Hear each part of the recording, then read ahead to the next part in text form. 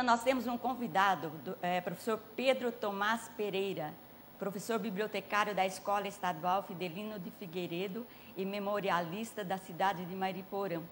Muito bom dia, professor Bom Pedro. dia. Prazer em tê-lo conosco, certo? Bom dia. Professor, essa escola fica em Mariporã? Não, essa escola onde eu trabalho atualmente, ela está localizada no bairro Santa Cecília, na rua São Paulo, Imaculada Conceição, número 71. E o que o levou a se interessar pela história de Mariporã? Olha... Mais precisamente por uma companhia cinematográfica, né? Sim, a Multifilmes. Eu trabalhei durante 20 anos como bibliotecário na Escola Estadual Hermelina de Albuquerque Passarella, em Mariporã. E trabalhando na biblioteca, eu ficava muito constrangido, porque as pessoas, quando iam pesquisar sobre a história da cidade, eu não tinha material para apresentar. Certo. Porque a política cultural de Mariporã, ela nunca se interessou muito no resgate da memória. E o que a prefeitura tinha para apresentar era uma coisa muito incipiente. Aí o que nós fizemos? Para preencher essa lacuna, nós começamos a desenvolver o projeto História Viva. Então colocamos os alunos nas ruas para levantar dados, documentos, convidamos pessoas mais idosas para virem dar depoimentos, contar história, e assim a gente foi amarrando os fatos e Sim. fomos reescrevendo a história. E dentro dessa história de Mariporã, o momento mais bonito da história, que os nossos entrevistados colocavam, era um momento áureo, os anos dourados do cinema. Em 1950, porque lá em Mariporã funcionou uma das 3 principais companhias cinematográficas paulistas, que foi a Multifilmes. E São Paulo teve 3 grandes companhias, a Vera Cruz, em São Bernardo, a Maristela, aqui no bairro Jaçanã, e a Multifilmes em Mariporã. Certo. E por que escolheram Mariporã para a construção desse centro cinematográfico? Escolheram porque Mariporã era uma cidade muito próxima de São Paulo e naquele momento, no começo dos anos 50, estava sendo construída a rodovia Fernão Dias. Então as condições de acesso eram mais fáceis, né? Aí foi aí que o Mário Tivelli, que é o cineasta italiano que veio para o Brasil, trabalhava na Maristela, ele resolveu, criou o projeto de fazer um estúdio grande, que precisava de uma área muito grande. Então eles conseguiram uma área de 54 mil metros quadrados, lá em Mariporã, às margens da rodovia Fernão Dias, e aí começou toda essa parafernália na cidade de produção de filmes. Novidade, né? O Eufra vai fazer perguntas? Não, é super importante. Ciranda Cultural, no início, mais ou menos em setembro, quando a gente escolheu o formato deste programa, uma das preocupações era estar aqui conosco, sempre convidados ligados à questão da linguagem cinematográfica e da história do cinema brasileiro. Então, assim, o professor não está aqui por acaso, ele está aqui porque é um projeto de levar até o internauta, até as pessoas que acompanham a programação da TV Mundi, a importância da linguagem do cinema, principalmente do cinema nacional.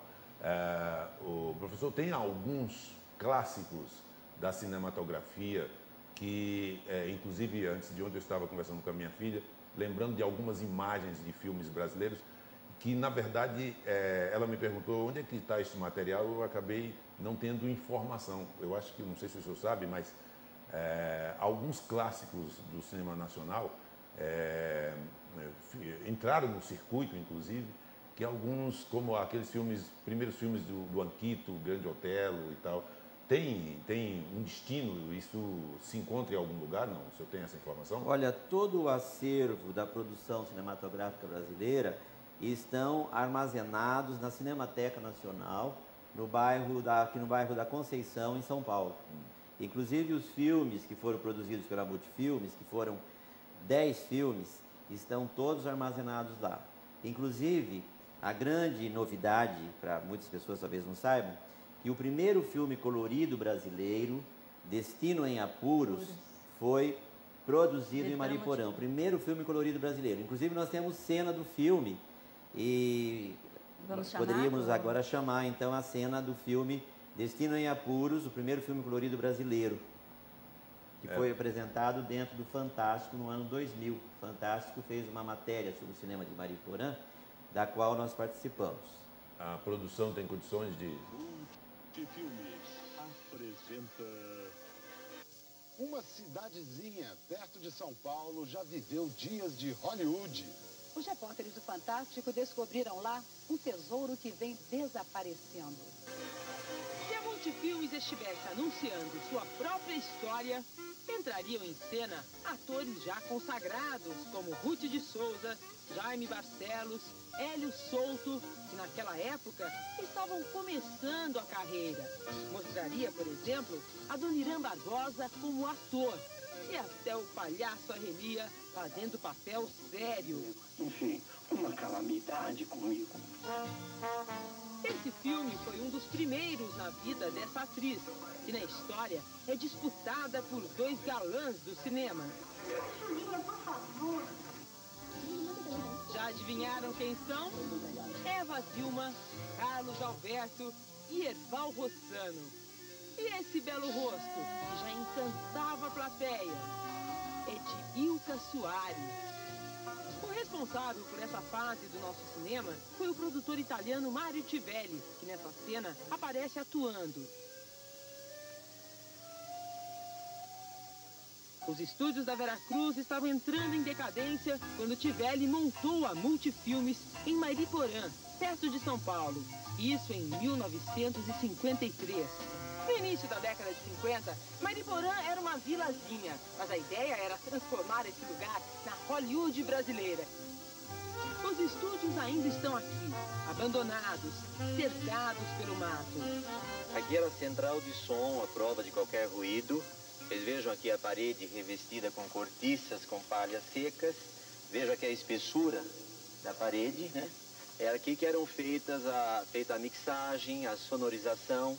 Nós reunimos aqui no coreto da Praça Central figurantes daquela época que ainda hoje moram em Mariporã. Tá matando a saudade vendo fotos e também relembrando algumas técnicas de filmagem da época. Como é que você foi chamado para um filme?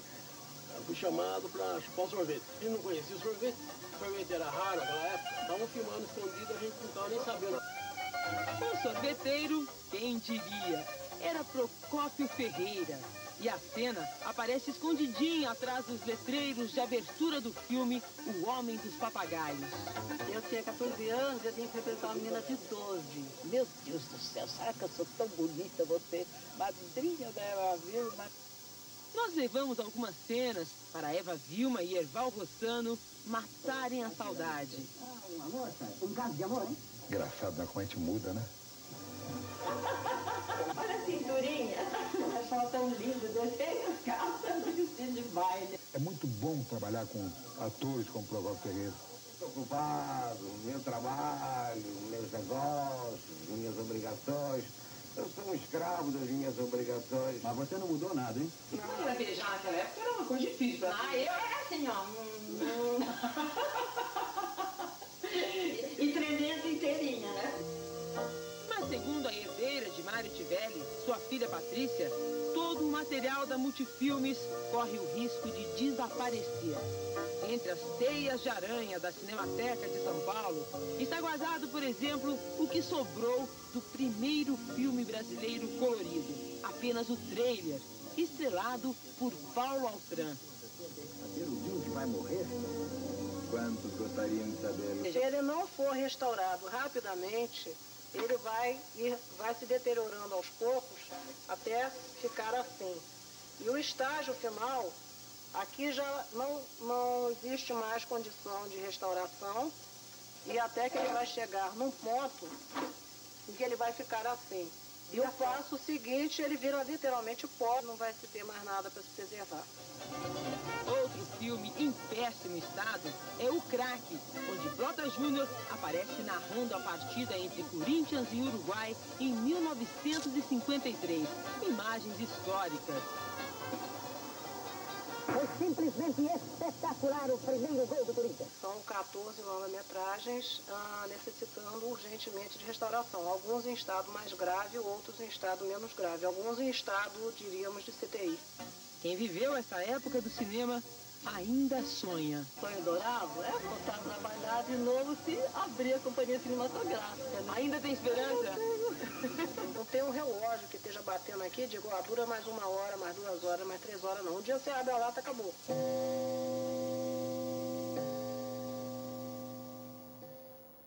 Muito bem, um registro aí da nossa história via imagem cinematográfica que o professor nos trouxe aqui. E vocês acompanhando aí as imagens, tem algumas coisas que dá para perceber muito claramente que algumas obras apodrecendo. É preocupante. Um país que precisa, de qualquer forma, aguçar sua memória, ver aí os registros dessa linguagem tão importante na nossa formação, tão importante na formação dos jovens, essas obras apodrecendo. Professor, o que ocorre? Essas obras aí que quem viu, viu. Quem não viu, não vai ver. Como é que é isso? Esse apodrecimento é um retrato do apodrecimento dos governantes desse país? Falta de interesse? É um desleixo, né? Porque esse Brasil, infelizmente, eles não valorizam, não resgatam a memória, e a memória cinematográfica está deteriorando na Cinemateca. Alguns filmes estão sendo restaurados graças ao empenho dos herdeiros do acervo. É o caso do acervo da Multifilmes. A Patrícia Tivelli, que é a filha do seu Mário, que apareceu moça loira, mostrando os filmes deteriorando, ela está empreendendo assim uma batalha muito grande para salvar os filmes. Porque os filmes feitos na Multifilmes são verdadeiros documentos históricos sobre os logradouros públicos dos anos 50, a história do futebol brasileiro. O filme O Craque registra cenas de um jogo no Pacaembu, do Corinthians, com um time internacional. O filme Colorido Brasileiro, primeiro filme colorido brasileiro, também... O lançamento de Paulo Autran, né? Paulo Autran, o primeiro filme que ele faz como protagonista. Ele tinha trabalhado anteriormente na Vera Cruz, mas ele fazia papel de coadjuvante. Agora, nesse filme, Descendo em Apuros, ele era o ator principal do filme, entendeu? E outros filmes importantes, como O Homem dos Papagaios, que foi feito o roteiro do Procópio Ferreira, o grande Procópio Ferreira, um dos maiores atores, né, nacionais. O filme A Sogra. E esse filme A Sogra também é importantíssimo como registro para a história, para Mairiporã e para o Trenzinho da Cantareira. Esse filme que foi todo encenado em Mairiporã. Mairiporã e o Trenzinho da Cantareira, porque eles deram o nome de uma cidade fictícia, que era Mairiporã, como se Mairiporã, o Trenzinho, fizesse parte da cidade de Mairiporã. E o personagem principal, que é o Procópio Ferreira, ele é o condutor do trenzinho. Então, para São Paulo, esse filme A Sogra é importantíssimo, que é o único registro sobre o Trenzinho da Cantareira. Então, e outros filmes importantes. Quantos filmes ao todo a Multifilmes? A Multifilmes, enquanto o Mário Tivelli era o produtor, foram produzidos 7 filmes, 7 longas. Depois o Mário saiu e aí a Multifilmes, o espaço era alugado para produtores independentes. E quando foi alugado para produtor independente, sabe quem fez um filme lá? Mazzaropi. A Carrocinha com Mazzaropi, que tinha 2 monstros sagrados que trabalhavam com ele. O Adoniran Barbosa e a cantora Doris Monteiro, a grande cantora Doris Monteiro. A trindade do filme, que era Mazzaropi, Adoniran e Doris Monteiro. E foi feito também um filme que se chamava A Estrada, do Carlos Sampaio. Esse filme também é um documento importante, por quê? Porque ele é a história de um caminhoneiro, com Miro Cerne, e ele mostra a Fernão Dias na fase de construção. Então, a história do caminhoneiro numa estrada em construção que era Fernão Dias. Olha que documento São precioso. Poucas pessoas que filmam uma estrada no início, né? Justamente, então é um documento, a estrada também é um documento importante para São Paulo, para a história da construção da Via Fernão Dias. Claro, mas são poucas pessoas que filmam a estrada no início, porque normalmente a estrada só é filmada quando ela vai ser inaugurada para ganhar voto. Para tá ganhar certo? voto, é verdade. Então, assim, Infelizmente.